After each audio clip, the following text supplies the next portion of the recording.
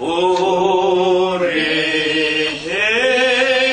ang Diyos ng langit sambahin at awitan. Puso'y buksan at ihain, purihin, Diyos purihin. Alleluia, alleluia, lapit sa hari natin. Purihin, luwalhatin, biyaya't pagliligtas sa ating nagugupiling sa salaysay. Alleluia, alleluia,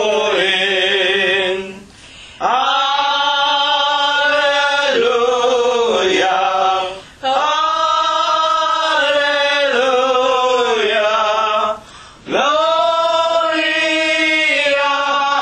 Patri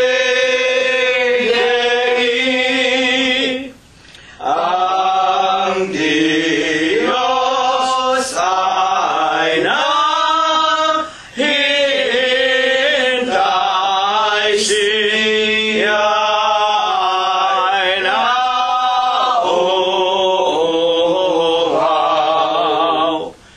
Dalugin, dalugin natin sa bahay dumalangin.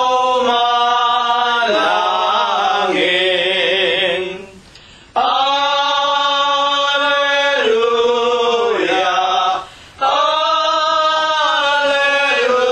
alleluia, Diyos na maawain.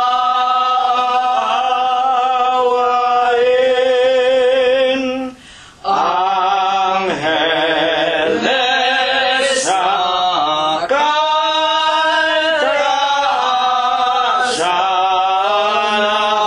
nagpupuri-puri.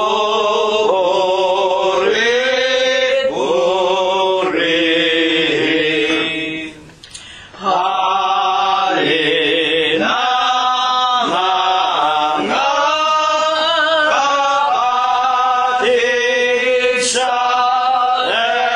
templo ng amang Diyos. Alleluia, alleluia, Diyos purihin, purihin.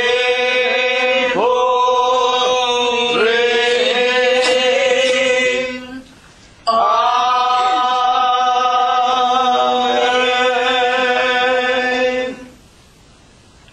Purihin ninyo ang Panginoon. Purihin ninyo ang Panginoon mula sa mga langit. Purihin ninyo ang Diyos sa kanyang kaitaasan. Purihin ninyo siya ninyong lahat niyang mga anghel.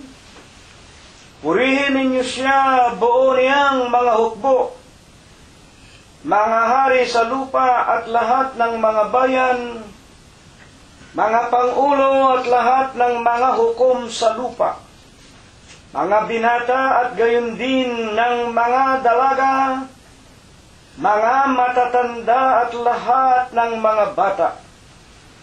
Purihin nila ang pangalan ng Panginoon, sapagkat ang kanyang pangalang mag-isa ay nabunyi. ang kanyang kaluwalhatian ay nasa itaas ng lupa at ng mga langit. Purihin natin ang pangalan ng Panginoon. Magsiawit tayo sa Diyos ng mga bagong awit at ng kanyang kapurihan sa kapisanan ng mga banal, sa makatwid o baga sa mga looban ng bahay ng Diyos na iglesia ng Diyos kay Kristo Jesus. Purihin natin ang pangalan ng Panginoon sapagkat kanyang pagagandahin ang kaligtasan ng mga maaamo. Purihin natin ang pangalan ng Panginoon. Luwalhatiin natin siya sa kanyang sanktuaryo. Luwalhatiin at purihin natin ang Diyos dahil sa kanyang mga makapangyarihang gawa. Purihin natin siya ayon sa kanyang marilab na kadakilaan at purihin ng bawat bagay na may hininga. Purihin nila ang pangalan ng Panginoon. Amen. Atin na pong pasisimulang papurihan at sambahin, luwalhatiin at pailanglangan ang Panginoong Hesukristo ng bunga ng ating mga labi na pumupuri at sumasamba sa kanyang pangalan. Awitin po natin ang bilang 37 sa atin pong mga imnaryo. Si Jesus, siyang paglugod, lalagi ng nagtatanod sa atin ay nagkukupkop upang tayo ay mga lubos. Siya ang tunay na ilaw sa puso ng katauhan.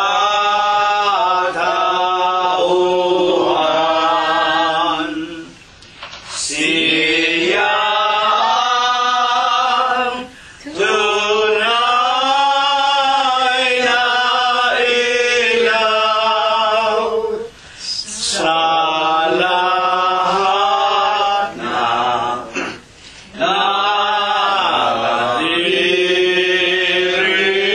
naririlan. Siya ay ating hanapin saan man tayo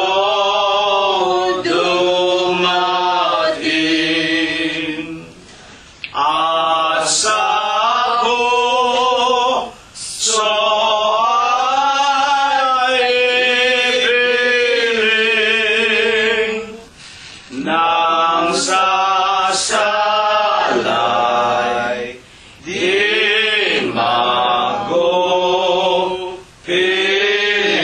magupiling. Siya ang tunay na ilaw sa puso ng katauhan.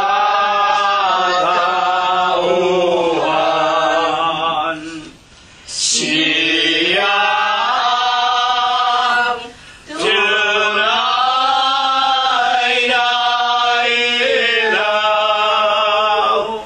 sa lahat ng nangangaliringan.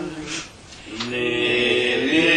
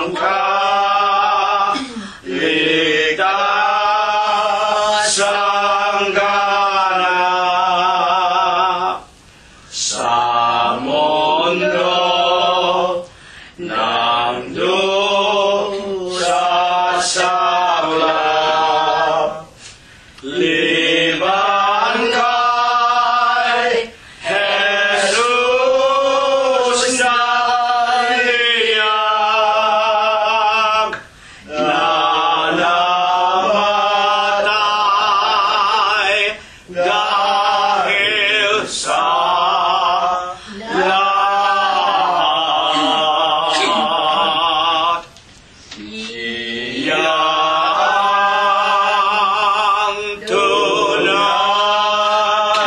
na ilaw sa puso ng katauhan.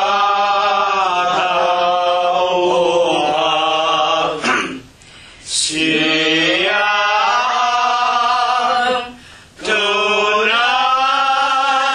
na ilaw sa lahat ng nangangatirinan.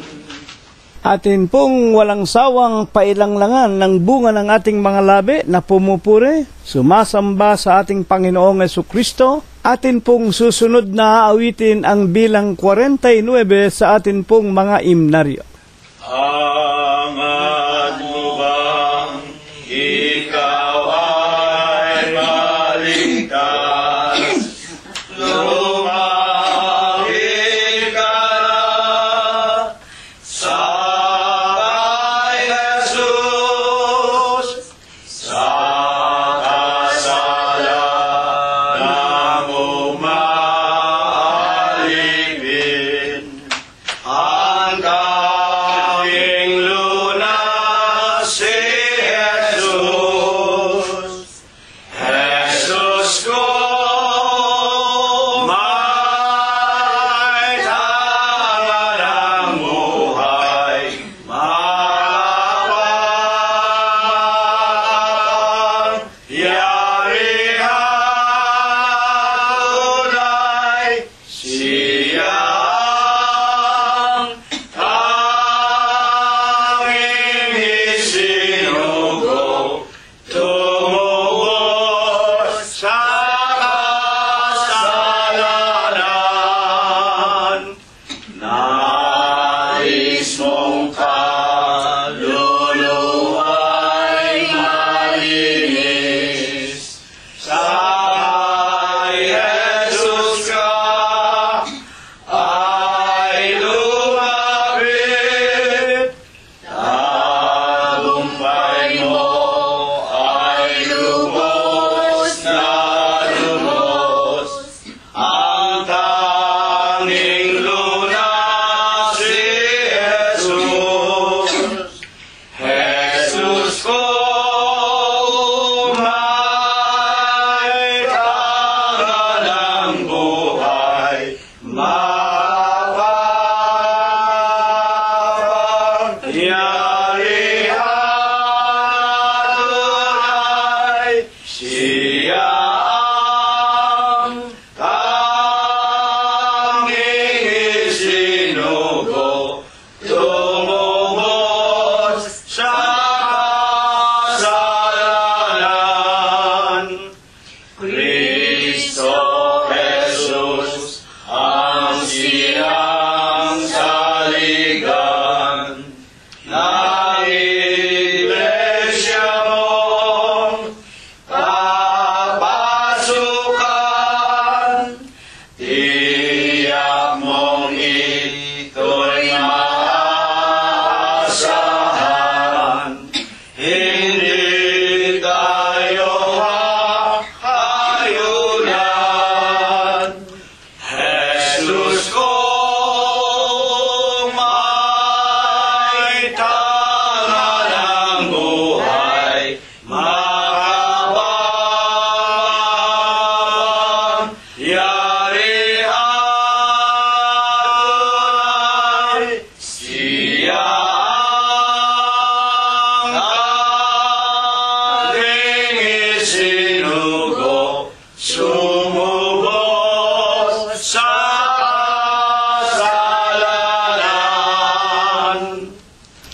Dakilang Panginoon po naming Diyos, Amang banal na lubha ka pong kagalang-galang, ikaw po ay Diyos na sadya ka pong kapita-pitagan, nag-iisa ka pong Diyos na buhay, ikaw po ang may-ari, ikaw po ang lumalang ng lahat ng mga bagay, Ikaw po ang Diyos na tunay na pinakamakapangyarihan ka po sa lahat. Amang banal na sakbibi ka sa iyong pag-ibig, napakasagana mo po sa kagandahan ng iyong mga kalooban, napakadakila mo po sa iyong mga pagbibiyaya, ngunit ikaw po ay Diyos na napakabanayad sa iyong mga kagalitan. Amang banal na ikaw po ang nag-iisa at buhay na Diyos. Pinagtapatan ka po at pinaglingkuran hanggang kani-kanilang kamatayan ni Abraham, ni Isaac at ni Jacob, ng iyong mga banal na propeta sa bayan ng Israel. Naawa, nahabag ka din po sa aming minamahal na ama at ina. Tinawag mo rin po sila, Ama, at inilagay mo sa iyong banal na iglesia ng Diyos kay Kristo Jesus.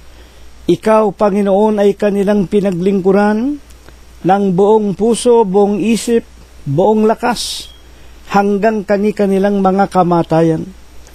Panginoon, sa banal, sakdal at malinis na pangalan mo pong Kristo Jesus, wala pong sawa kami na naninikluhod sa iyong kabanal-banalang pangalang Kristo Jesus.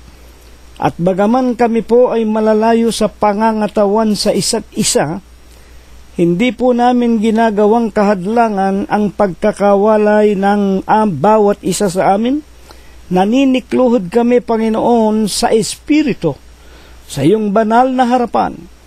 Wala pong sawa, ipinaiilang lang namin sa iyo ang amin pong mga tao sa pusong mga pagpapasalamat. Panginoong Jesus, maraming salamat po sa iyo. Napakamapayapa. Binigyan mo kami ng buhay, kagaling at kalakasan sa 7 araw na muli mo pong matuling pinalipas, ipinaranas sa bawat isa sa amin.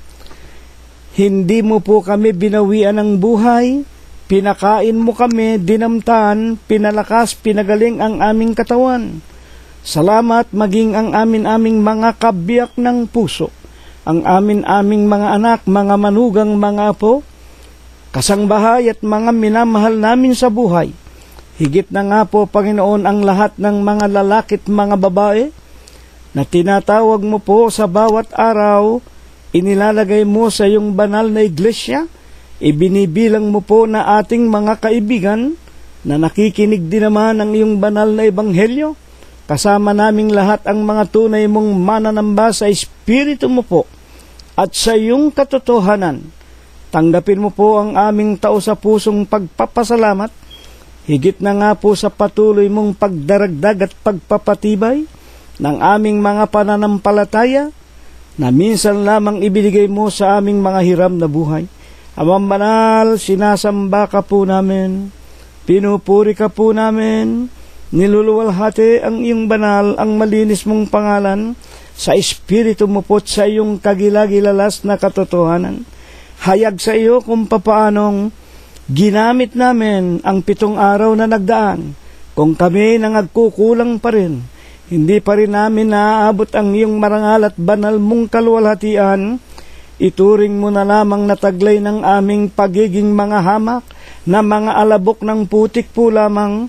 Sa Huwebes po ng gabing ito, Ama, patawarin mo po kaming lahat sa amin pong nagawang kasalanan. Sa Huwebes po ng gabing ito, humihingi kami ng kahabagan sa iyo. Pakainin mo po sana kaming muli. Painumin mo po sana kaming muli ng iyong mga salita na lipos ng Espiritu at lipos ng buhay. Kasangkapanin mo lamang ang pinakahamak mo at wala mong kakabukabuluhang alipin.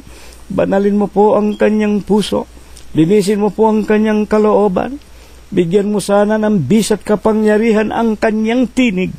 At kung mapakinggan ito ng lahat ng iyong mga tupa na naghahanap ng iyong kagilagilalas na katotohanan, na nangangalat po sa iba't ibang dako nitong napakagulot mandarayang sanglibutan, patubuin mo po sa kanilang mga kalooban ang iyong mga salita.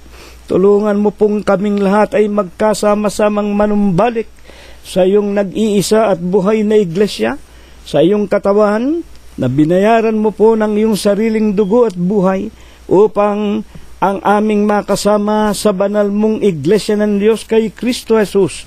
Sa ikalawang pagparito mo po kung kami magtatapat, Panginoon, sa paglilingkod sa iyo, pagkakalooban mo kami ng buhay na walang hanggan. Amang banal ang lahat po ng ito, pati na ang mga bagay na hindi na nasambitla ng iyong hamak na alipin, sinasampalatayanan po namin, dinirinig mo po sa iyong kaharian sa langit. Ito po ang iyong ipagkakaloob sa amin. Ito po ang iyong ibabasbas at ibebendisyon sa aming lahat. Sa tanging pangalan mong Kristo Jesus ngayon at magpakaikailanman. Amen. At ngayon po, mga minamahal po naming mga tagapakinig. Una na nga po sa atin munang sariling sambahayan. Charity must always begins at home. Ihanda na po natin ang ating sariling mga kaluluwa. Tawagin na po natin ang ating mga asawa, ang ating mga mahal na kabiyak. At atin na ring anyayahan ang ating mga anak, mga manugang, mga apo. Lahat ng ating kasangbahay. Kung may kaibigan na tayo o kamag-anak na papalabas na, papauwi na, huwag ninyong ikakahiya, ipangumbida natin ang pangalan ng Panginoong Hesukristo. Anyayahan natin sila na bago sila maglakbay, makinig muna sila ng mga banal na aralin na nais po ng Panginoon na ipahayag o mapakinggan ng lahat ng mga tao. Huwag nating ikakahiya ang pangalang Kristo Jesus.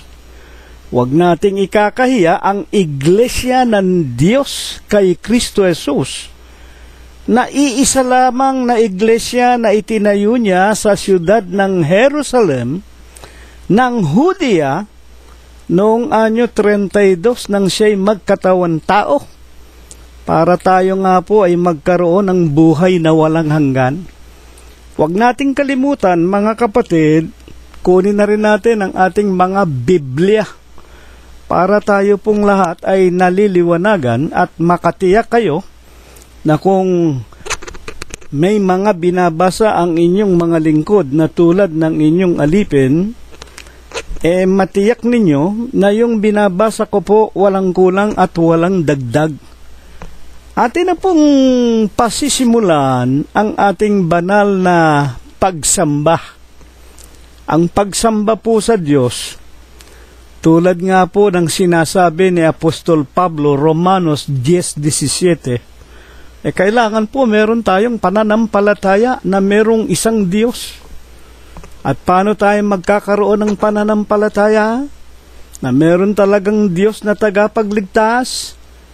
Sa pamamagitan po ng pakikinig. Dumarating ang pananampalataya at ang pakikinggan mga salita ng Panginoong Diyos na walang iba kung hindi ang ating Panginoong Hesukristo. Romanos Kapitulo 10 at versikulo 17. Pasimulan na po natin. Una nating babasahin ang Bibliang King James Version at atin pong pasimulan sa aklat, unang aklat na Timoteo, Kapitulo 3 at versikulo 15. 1 Timothy chapter 3 and the verse is 15. But if I tarry long, that thou mayest know how thou oughtest to behave thyself in the house of God, which is the church of the living God, the pillar and ground of the truth. King James po ang ating unang binasa. Tingnan naman natin sa Bibliang Tagalog na ito po ang hinalaw sa Bibliang King James ng mga Amerikano at ito po ang dinala sa atin nung tayo'y sakupin sa kamay ng mga Kastila. Ngunit kung ako'y magluwat ng mahabang panahon, unang Timoteo 3:15, ay upang maalaman mo kung paano ang dapat sa mga tao na ugaliin nila sa bahay ng Diyos. Meron po palang bahay ang Diyos. Alin nga po ang bahay ng Diyos? Na siyang iglesia ng Diyos na buhay, haligi at suhay ng katotohanan. Bago ko po ipagpatuloy ang aking pagbabasa, ibig ko po na maunawaan muna ng lahat ng mga nakikinig na ang iglesia po ng Diyos kay Kristo Jesus, ito po ay pag-aari ng Panginoong Hesu Kristo. Ang Panginoon po ang nagtayo nito. Nang sabihin niya sa Mateo 16:18, humigit kumulang anyo 32 anyo Domini ng magkatawan tao ang Panginoong Hesus. Sinabi po niya, sa ibabaw ng malaking batong ito, alam na natin kung ano yung malaking bato, yun ang kanyang mga sariling mga salita, yun ang kanyang ebanghelyo. Sa ibabaw ng malaking batong ito, itatayo ko ang aking iglesia. Kaya nga po, nagkaroon ng tinatawag na iglesia. At nang isulat ni Apostol Pablo ang opisyal na pangalan, unang Tesalonica 2:14, kayo mga kapatid ay nagsisitulad sa mga iglesia ng Diyos na nasa Judea. Sino ang nagtayo? Kay Kristo Jesus. Bakit ko po ito unang ipinaliliwanag sa inyo? Sapagkat ayaw ko po na inyong baka isipin ninyo na kami ay kasama ng haligit suhay. Alam po ninyo, ang daming iglesia ng Diyos na itinayo ng mga tao. May iglesia ng Diyos sa ibabaw ng bato, may iglesia ng Diyos ang dating daan, may iglesia ng Diyos haligit suhay. Yun po ay itinayo ng mga tao. Datapwat ang iglesia po ng katotohanan, na ito nga po ang haligi, ang suhay ng katotohanan, ito po ang pinaka-obispo rito, ang nagtayo, ang may-ari, ang presidente, ang ulo ng katawan. Wala pong iba kung hindi ang Panginoong Hesukristo. At hindi po namin siya pinapalitan sapagkat ang Panginoong Hesukristo kailanman ay hindi po namatay. Nang siya po ay pumanik na sa kanyang kaharian sa langit, napakaliwanag po ang sinabi niya sa iglesia ng Diyos habang siya'y tinatangay sa kalangitan. Buksan po ninyo ang Mateo, Kapitulo 28 at versikulo 20, ang huling bahagi. Naririto ang kausap, ang mga apostol, ang mga alagad sa iglesia ng Diyos kay Kristo Jesus. Naririto, ako ay sa inyo palagi hanggang sa katapusan ng sanglibutan. Until the end of times. Ang wika ng Panginoon, kaya hanggang ngayon, 2017 na, ang Panginoong Jesucristo po, siya ang aming obispo. Siya po ang aming patnugot, siya ang aming pastor. At sa katotohanan po, siya sa araw at sa oras na ito ng Huwebes ng gabi, ginagamit lamang ng Panginoon ang labi at bibig ng inyong hamak na lingkod para sa pamamagitan ng karunungan na pinalago. Daniel 12:4, pinalago ang karunungan sa huling araw. Ito na nga, itong internet, information technology. Wala na nga pong hindi makakarinig, libre. Sapagkat sinasabi ng Panginoong Jesucristo, Mateo 10:8, tinanggap ninyo ng libre, ipangaral ninyo ng libre. At ito po'y nangyari ngayon, itong huling mga araw na ito, ayon din po sa salita ng Panginoon sa Mateo 24 at 14, ang wika ng Panginoong Jesucristo, at ipangangaral ang evanghelyong ito ng kaharian bilang pagpapatotoo sa lahat ng mga bansa, at kung magkagayon, darating ang wakas. Kaya tayo po, nasa mga kawakasan na ng sanglibutan. Tayo po ay nasa pinakadulong bahagi ng kasaysayan nitong magulong sanglibutang kinaroroonan natin, sapagkat lahat po ng inihula, lahat po ng sinalita, nangagaganap po, kasalukuyang nagaganap at nangyayari, hinihintay na lamang natin ang tinatawag na kumbaga sa alphabet, A, B, C, D, E, F, G, nasa C na tayo. Hinihintay natin yung period. Hinihintay natin ang katapusan o ang ikalawang pagparito. Ngayon, para itong paksa natin ay maliwanagan natin, itanong po natin, sino po baga ang sa ating paksa ay sumulat nitong sulat na ito na patungkol kay Timoteo? At sino nga po baga rin naman itong si Timoteo na pinagpadalan ng sulat? Buksan natin ang unang Korinto. Dito ipakikilala kung sino ang sumusulat noon sa mga iglesia ng Diyos na nasa labas po ng Israel. Unang Korinto 1:1, ito rin po ang sumulat kay Tito. Si Pablo, na tinawag na maging apostol ni Hesu Kristo sa pamamagitan ng kalooban ng Diyos. Ano po ang nakuha natin dito? Si Pablo, itong sumulat din kay Tito, ito po, mga tagapakinig, tinawag po ito bilang apostol. Ang ibig pong sabihin ng apostol, saksi na nakakita, saksi na nakasama ang Panginoong Jesucristo.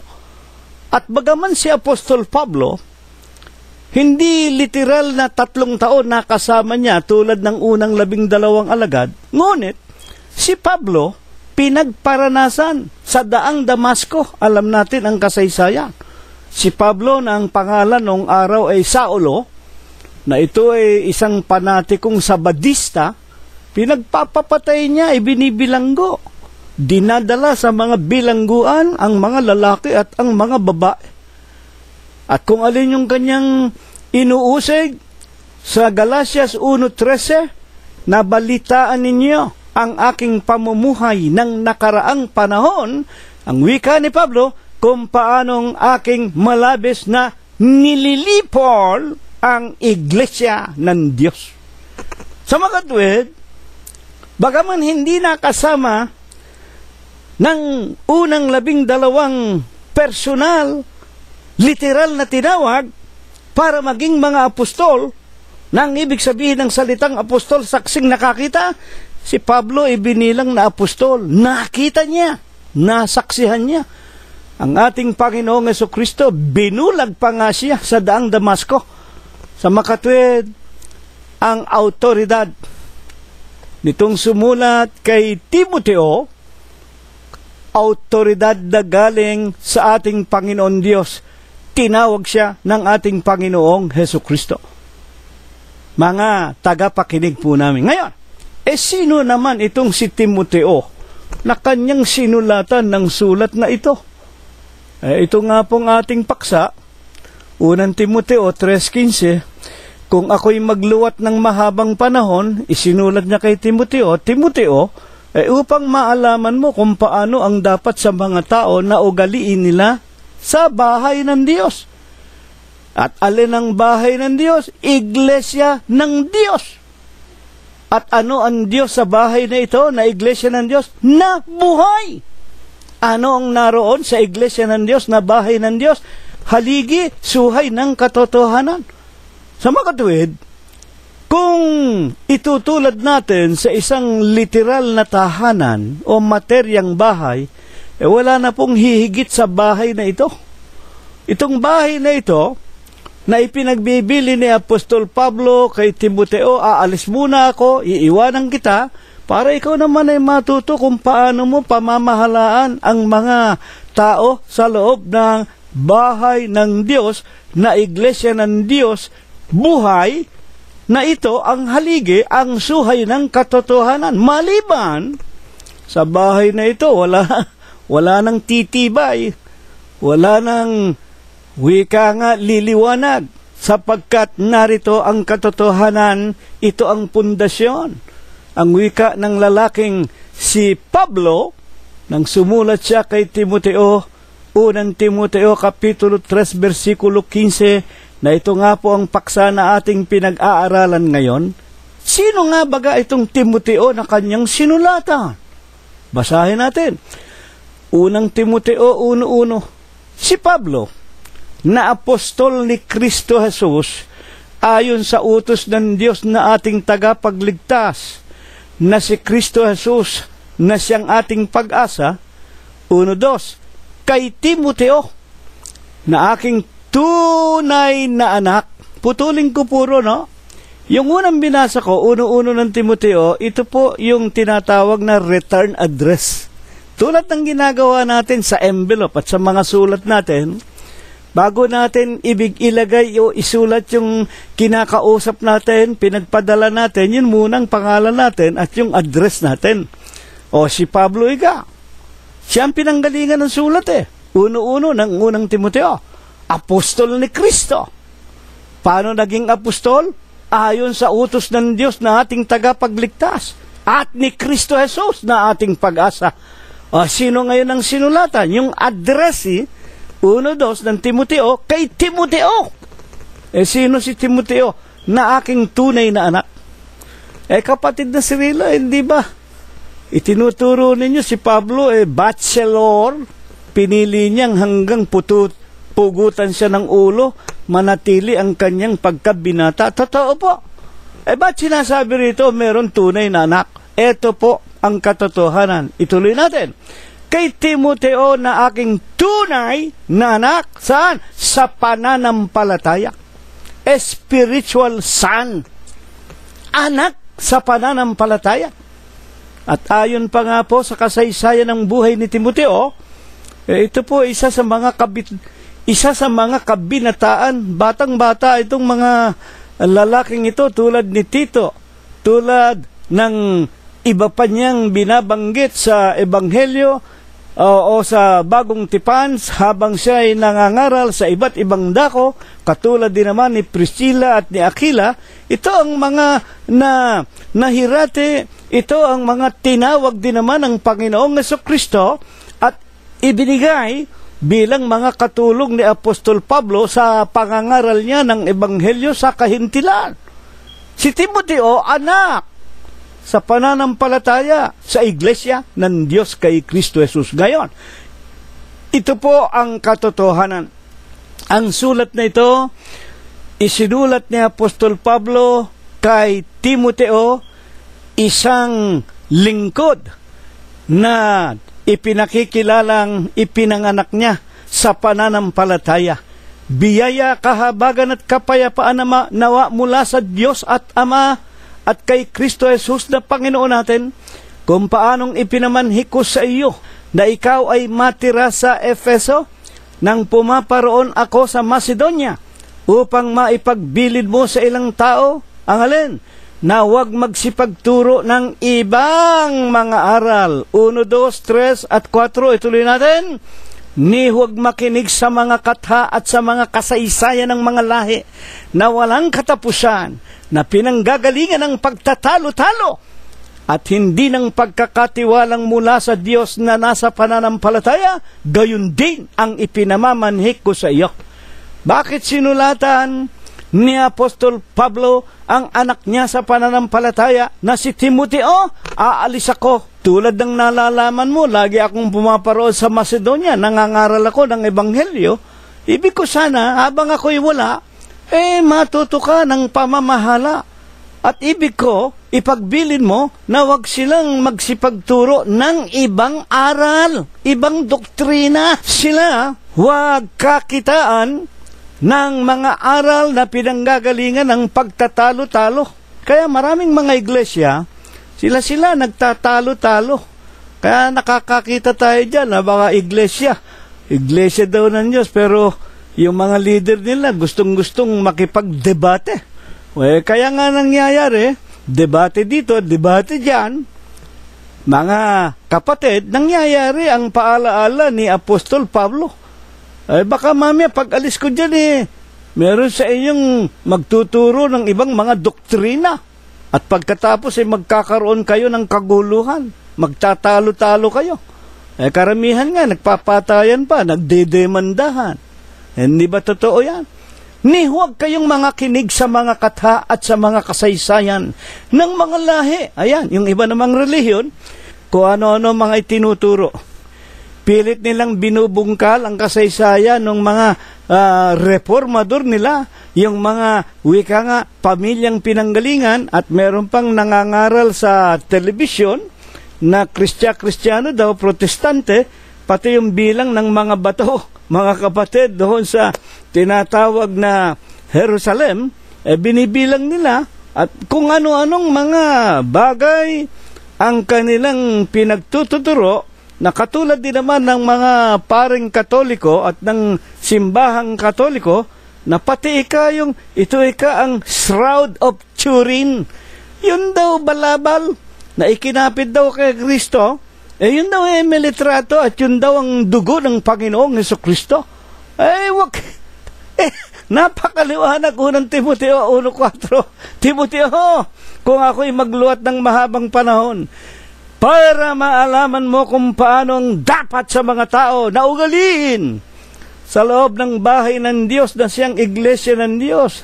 Kung ako'y wala, ang wika ni Pablo, huwag kayong magsisipagturo ng ng mga katha, kasaysayan ng mga lahi, walang katapusan, pinanggagalingan ng pagtatalo, hindi ng pagkakatiwala na mula sa Diyos na nasa pananampalataya. Gayon din ang wika ni Pablo 1:3. Ipinamamanhi ko sa iyo na ikaw ay matira sa Efeso, mga kapatid, tulad ng ako'y pumaparoon sa Macedonia, upang maipagbilid mo sa ilang tao na huwag magtuturo ng ibang aral. Amen.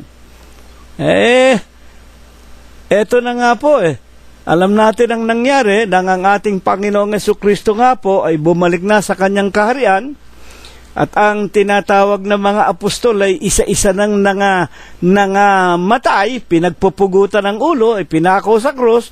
Ay yung mga naiwan ng mga kapatid, nagsipagpasok ng iba't ibang mga aral. Kaya ang iglesia ng Diyos natabunan ng mga utos, aral ng mga tao. Hariyan ang dumating yung pagbabawal ng pag-aasawa, nariyan ang dumating yung pagpababawal ng pagkain ng lamangkate. Yan nariyan ang mga aral, pag-uutos sa pagbibigay ng ikapo, abuloy dito, abuloy diyan. Nariyan ang sari-saring mga doktrina ng wika ng banal na kasulatan, utos, aral, katha ng mga Hudyo at ng mga tao. Tito 1:14, sinsay sa katotohanan, at sa unang Timoteo rin, Kapitulo 4, versikulo 1 hanggang 5, sa huling panahon, marami ang tatalikod sa katotohanan. Babaling sila at sasama sila sa mga utos, aral ng mga demonyo. Kaya napakaraming relihiyon. Yan po ang nangyari. Kaya nga po, ibinangon sa atin ng Diyos ang talatang ito, unang Timoteo 3:15, upang atin pong maalaman na mayroon tayong dapat na uugaliin sa loob ng bahay ng Diyos. Bakit po ito'y napakahalaga na maintindihan ng bawat anak ng Diyos ayon sa itinuturo ng ating pinag-aaralan? Buksan ninyo ang unang Pedro, Kapitulo 1, versikulo 16. Sapagkat nasusulat, kayo ay mangagpakabanal. Ito ay salita ng Diyos. Kayo'y mangagpakabanal, sapagkat ako, ang Diyos, ay banal. 1:15 ng unang Pedro. Ngunit, yamang banal ang sa inyo'y tumawag, mangagpakabanal naman kayo sa lahat ng paraan ng pamumuhay. Amen. Bakit nga po ibinangon ang unang Timoteo 3:15? Kung ako'y magluhat, kung ako'y magtagal ng mahabang panahon, iiwanan kita, Timoteo, para matuto ka kung paano ang dapat na ugaliin ng tao sa loob ng bahay ng Diyos. Bakit? Ako na tumawag sa inyo ang wika ng Diyos. Ako'y banal. At ang wika ni Apostol Pedro, yamang ang tumawag sa inyo'y banal, tayong lahat inuutusan ay magpakabanal. Kailangan magpakabanal tayo. Bakit? Nasa loob tayo ng bahay ng Diyos. 1:14 ng unang Pedro, ituloy natin.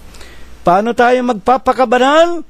Na gaya ng mga anak na matalimahin, masunurin. Na huwag kayong mag-asal na ayon sa inyong dating masasamang pita nang kayo ay nasa kawalang kaalaman. Ayaw na ng Diyos pag nasa bahay na niya tayo, ayaw na niyang ibabalik pa natin yung mga dati nating ugali. Nung araw nung tayo mga Katoliko ang hilig-hilig natin dumalo sa mga piyesta-piyesta. Nung mga Katoliko tayo, ugali natin December 25, birthday ni Jesus Christ. Ano kayang aginaldo ang bibilin ko para sa aking mga kaibigan? Gastos dito, gastos diyan. Pagdating ng gabi, party dito, party diyan. Inuman dito, inuman diyan. Pakaligaya rito, pakaligaya diyan. Yun ang mga dating mga pag-uugali. At ayaw na ng Diyos na tayo'y hihipo man lamang sa mga karumal-dumal na gawain ng mga iglesyang tulad ng simbahang Katoliko na pagano at sumasamba sa mga larawan. Ayaw na ng Diyos yan. Tinuturuan tayo. Kung tayo ay nasa bahay na ng Diyos, magpapakabanal tayo. Kaya ibinangon ang paksa nating ito. Paano nililiwanag kung alin nga itong bahay ng Diyos? Salita ka ng salita, kapatid na Cirilo, iglesia ng Diyos, bahay ng Diyos. Totoo ba yan? Alin po ba naman ang bahay ng Diyos na ayon kay Pablo? Ito pala ang haligi.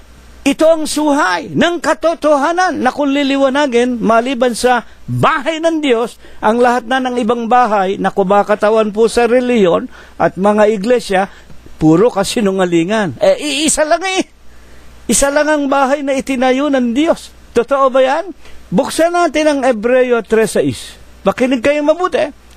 Datapwat si Kristo gaya ng anak puno sa bahay niya, na ang bahay niya tayo. Ang bahay niya tayo. Paano tayo magiging bahay ng Diyos? Ituloy natin, 3:6. Kung ating iniingatang matibay ang ating pagkakatiwala at pagmamapuri sa pag-asa natin hanggang katapusan. Si Kristo, gaya ng anak, nagkatawan tao nga, lumagay nga sa kalagayan ng isang bugtong na anak para maturuan tayo kung paano tayo mabubuhay para maging mga anak din tayo ng Diyos. Siya'y gaya ng anak. Puno, pinuno, presidente, ulo ng bahay niya. Ang bahay niya tayo, kung iniingatan natin, sinusunod natin ang kanyang ebanghelyo hanggang katapusan, hanggang kamatayan. 3:16 ng unang Korinto. Hindi ba ninyo nalalaman na kayo ang templo ng Diyos? Tayo ang templo ng Diyos. Ang Espiritu ng Diyos ay nananahan sa atin. Ito na po yung spiritual na katawan. Yung bahay ng Diyos, yun ang spiritual na templo ng Diyos. Kaya nga sa unang Korinto din, 12:27 hanggang 28, niliwanag ni Apostol Pablo, kayo ang katawan ni Kristo. At pagka sinasabing katawan ni Kristo, katawan ng Diyos. Totoo ba yan? Buksan ninyo ang Kolosos 1:18. Si Kristo ang ulo ng katawan sa makatwid bagay ng iglesia. Yung salitang iglesia, salitang Griego, ekklesia, sa Bibliang Ingles, body of God, katawan ng Diyos. Kung si Kristo ang ulo ng katawan, ang katawan na tinutukoy, yung mga tao na kaanib, yung mga taong kasama, yung mga taong naroon po sa bahay na siyang pinakahaligit suhay ng katotohanan sa makatwidbaga katawan ni Kristo. Si Kristo ang ulo ng katawan sa makatwidbagay ng iglesia. Ano ang pangalan ng iglesia? Unang Tesalonica 2:14. Tinutularan na lamang natin ang iglesia ng Diyos. itinayo sa Judea anyo 32 ng Panginoong Hesukristo kay Kristo Jesus. Kaya nga, anong katunayan?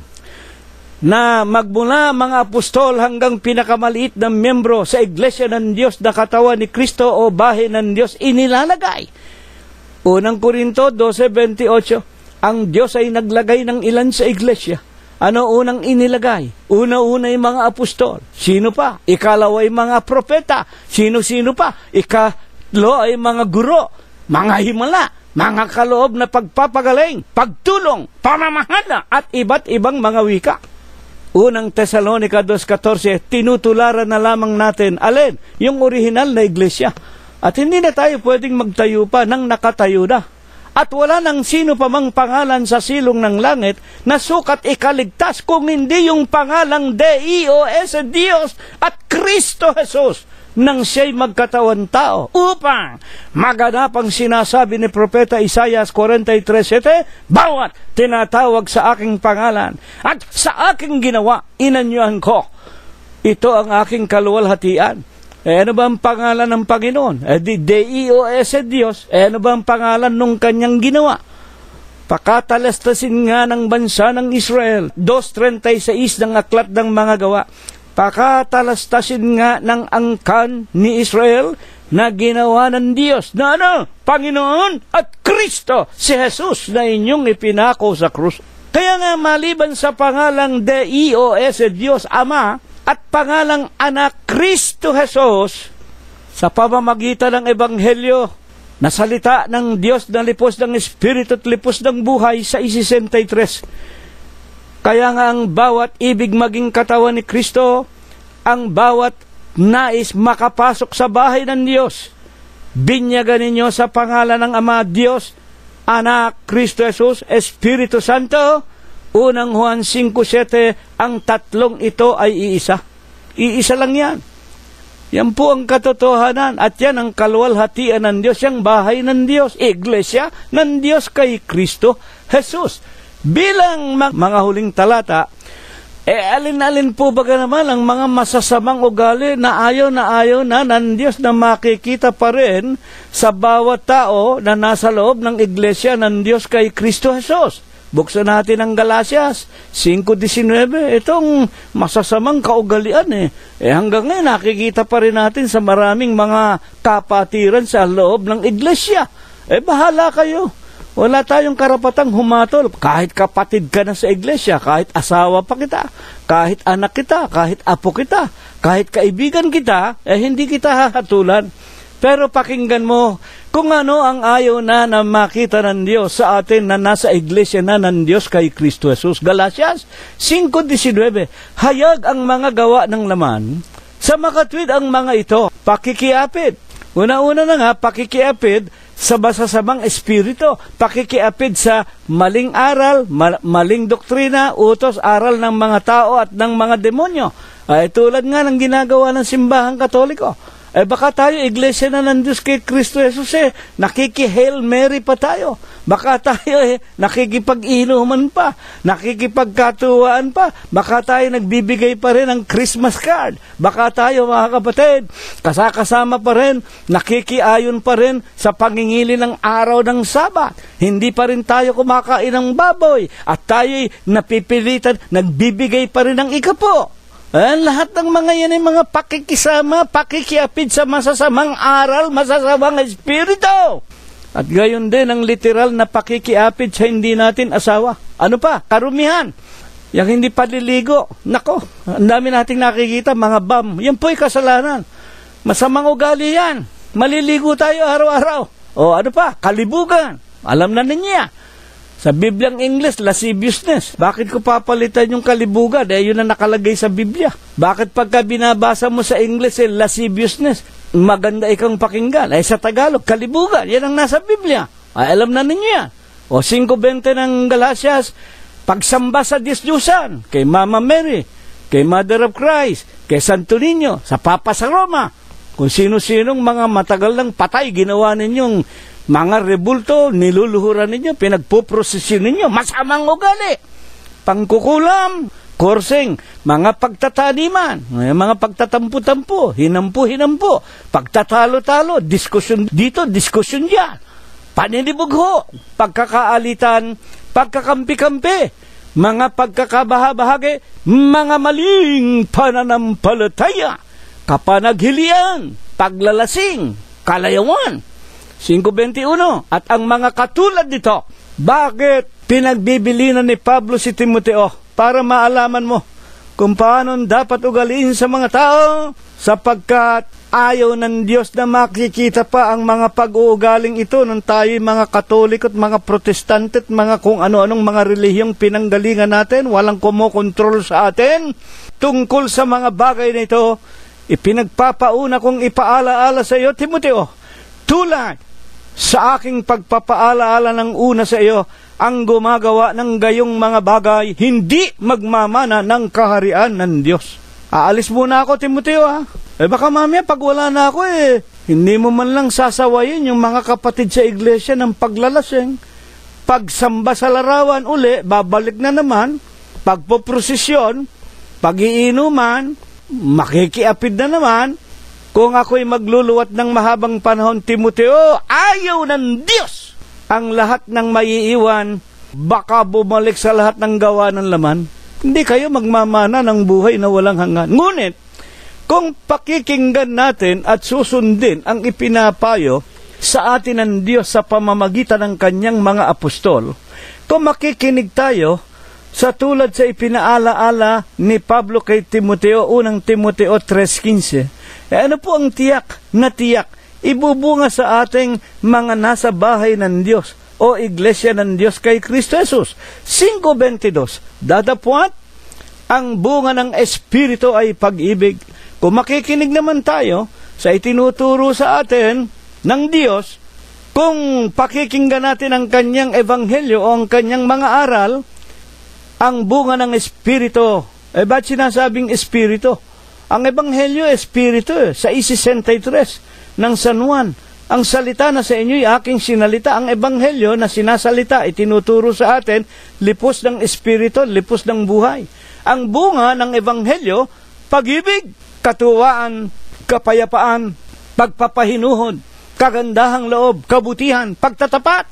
Ituloy natin hanggang 25 ng ika-5 ng Galatias.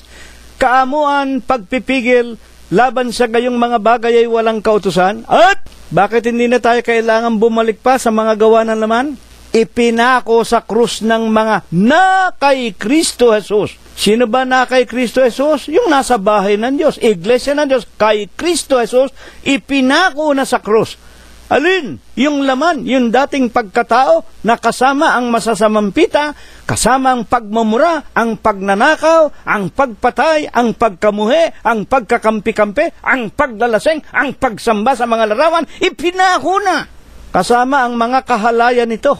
At sa 5:25, Galatias, kung tayo nangabubuhay sa pamamagitan ng Espiritu, kung tayo nabubuhay sa pamamagitan ng Ebanghelyo na salita ni Kristo, magsisilakad naman tayo ng ayon sa Espiritu. Ang ibig sabihin, susunod na tayo sa utos ng Panginoong Jesucristo. Bakit?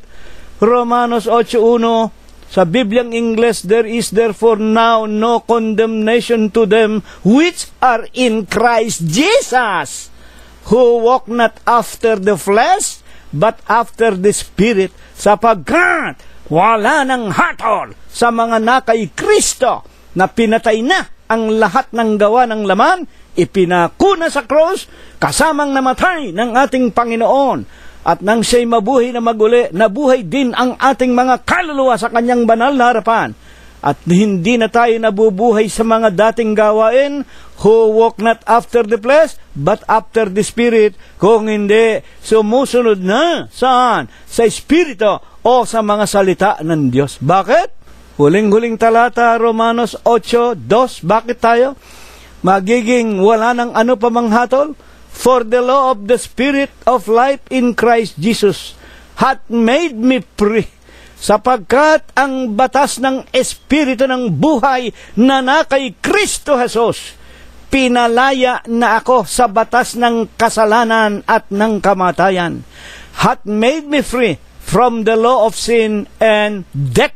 Amen. Kaya nga nang tayo'y mabautismuhan na sa Iglesia ng Diyos kay Kristo Jesus, nagbihis na ng espiritual na pagkabuhay na maguli. Hindi na tayo ang dating masamang tao. Tayo ang espiritual na katawan ni Kristo.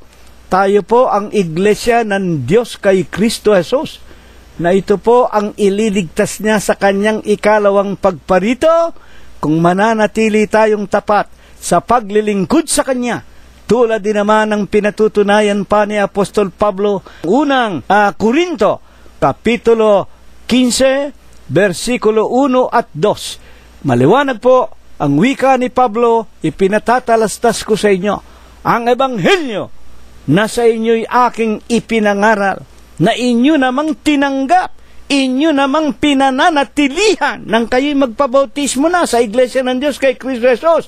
Sa pamamagitan naman ito, ligtas kayo kung matamanin ninyong sinusunod ang Ebanghelyo na sa inyo ay aming ipinangangaral. Amen. Ito po ang napakagandang talata. Unang Timoteo 3:15, ibinangon ng Panginoong Hesus para paalalahanan tayong mga magkakapatid sa Iglesia at para mapakinggan ang lahat ng aming mga minamahal na mga kaibigan. Sana'y gisingin na kayo ng Panginoong Hesukristo sa pagkakatulog ninyo. Iisa ang Iglesia, iisa ang katawan ni Kristo, iisa ang bahay ng Diyos. At ang Diyos dito, buhay. Ang Diyos namin dito, hindi patay. O, tinan ninyo yung bahay ninyo. O, halimbawa, Katoliko. Ang dami ninyong Diyos. May Mama Mary kayo, may St. Peter kayo, may kung sino-sino, may Kalunsad, may Pilomena. Eh, lahat na lang ng gusto nyong gawing Diyos, ginagawa ninyong Diyos-Diyusan, niluluhuran ninyo. O, yung iba ng mga iglesia, mga higit pang pinahahalagahan yung mga obispo nila. Sugong anghel yung obispo namin. Si Kristo, tao. Kaya po, maliban po sa isang iglesia, isang katawan, isang bahay ng Diyos, binayaran sa bundok ng Kalbaryo, aklat ng mga gawa 20:28, wala na pong ibang iglesia na haligit suhay ng katotohanan. Ang iglesia ng Diyos lamang na pinangunguluhan hanggang ngayon, ginagabayan, pinapatnubayan ng ating Panginoong Jesucristo. Dito namin kayong lahat inaanyayahan. Dito tayo magsama-sama. Pagka nanatili kayo dyan sa simbahang Katoliko at sa kung ano-anong relihiyon na sumasamba sa salapi, sa karangalan, kapurihan, ano mangyayari sa inyo? Buksan ninyo aklat ng mga awit, huling-huling paalaala ng Panginoon Diyos. Mula po sa panulat ng propetang si David, aklat ng mga awit, 115, umpisahan nyo sa 4 hanggang 8. Ang aming Diyos ay ang Diyos na nasa langit, ang wika ni Propeta David. Ang kanilang mga Diyos, ginto, pilak, kung ano-ano na ginawa ng mga kamay ng mga tao. May mata, hindi sila makakita. May ilong, hindi sila makaamoy. May tenga, hindi makarinig. May bibig, hindi makapagsalita. May ngala-ngala, hindi makaungal. May kamay, may paa, hindi makatakbo. O, hindi ba yan ang kalagayan ni Birhen Maria, ni Santo Niño, yung mga Santo Tomas ninyo? May Pilomena pa kayo, ngayon may Kalunsad, may Lorenzo Ruiz kayo, meron pa kayong idinagdag, yung si Mother Teresa ninyo? O, hindi ba may mga mata yan? May mga tenga, may mga kamay at paa? Ano ang wika ni Propeta David? 115:8. Ang mga gumagawa sa kanila at nananalig sa kanila, magiging katulad nila. Magiging mga damdam kayo. Mga sombe. Mga wala kayong magagawa. Hindi kayo maililigtas ng inyong mga larawan. Sa makatwid, mga kapatid, dito lang sa bahay ng Diyos. Unang Timoteo 3:15, kung ako'y magluwat ng mahabang panahon, para malaman mo, Timoteo, kung paano dapat na ugaliin ng mga tao. Huwag nang mga gawa ng laman ang ugaliin ninyo. Ang pagsunod na sa Ebanghelyo. Ugaliin ninyo sa loob ng bahay ng Diyos. Sino ang Diyos natin dito? yung nasa langit, buhay, makapagliligtas. Hindi Diyos ng mga Katoliko, hindi Diyos ng mga pagano, mga larawan, mga ginto, mga pilak, hindi Diyos ng mga iglesyang itinayo ng tao. Ito'y tayo ng Diyos, binayaran ng kanyang sariling dugo. At dito, ninanais ng Diyos na tayong lahat ay magsama-sama. Mga kapatid, mga kaibigan, buksan ninyo sa Panginoong Jesucristo ang inyong mga puso, ang inyong mga kaluluwa. Sama-sama tayong maglingkod, magpabinyag kayo sa Iglesia ng Diyos kay Kristo Jesus. Tawagan ninyo ang aming pansin at ang Panginoong Jesucristo ang gagawa ng paraan upang tayong lahat ay magkasama-sama sa iglesyang ito ng katotohanan. Efeso, basahin ninyo, 5:23 at 25. Ibinigay ng Panginoon ang kanyang sariling buhay sa iglesia. Siya ang tagapagligtas ng katawan. Ito nawa, ipagpala, ibasbas sa atin ng Diyos magmula ngayon, magpakailanman. Amen. At bago po tayo lubusang magkahiwa-hiwalay, tanggapin po nating lahat ang walang hanggang pag-ibig, ang walang hanggang pagbibiyaya, ang pakikipisan, ang kaaliwan at ang pamamatnubay, ang hindi maulatang banal na biyaya, basbas at bendisyon, pagliligtas at pagpapagaling ng kanyang banal na espiritu. Ito nawa ang muli niyang ipagkaloob sa atin, mga magkakapatid, mga magkakaibigan. Una na nga sa ating sariling mga minamahal sa buhay, sa ating mga anak, mga manugang, mga apo, kasangbahay at mga kamag-anakan sa laman, sa lahat ng ating mga kaibigan, sa paghanap natin ng kakainin sa araw-araw, sa loob at labas ng ating mga dampang tahanan, at sa buong kalaganapan ng Iglesia ng Diyos kay Kristo Jesus, magmula ngayon, magpakailanman. Amen. Kapayapaan po ang sumaatin, mga kapatid, hanggang sa darating na linggo kung tayo po ay binubuhay pa. Maraming salamat po sa inyong lahat.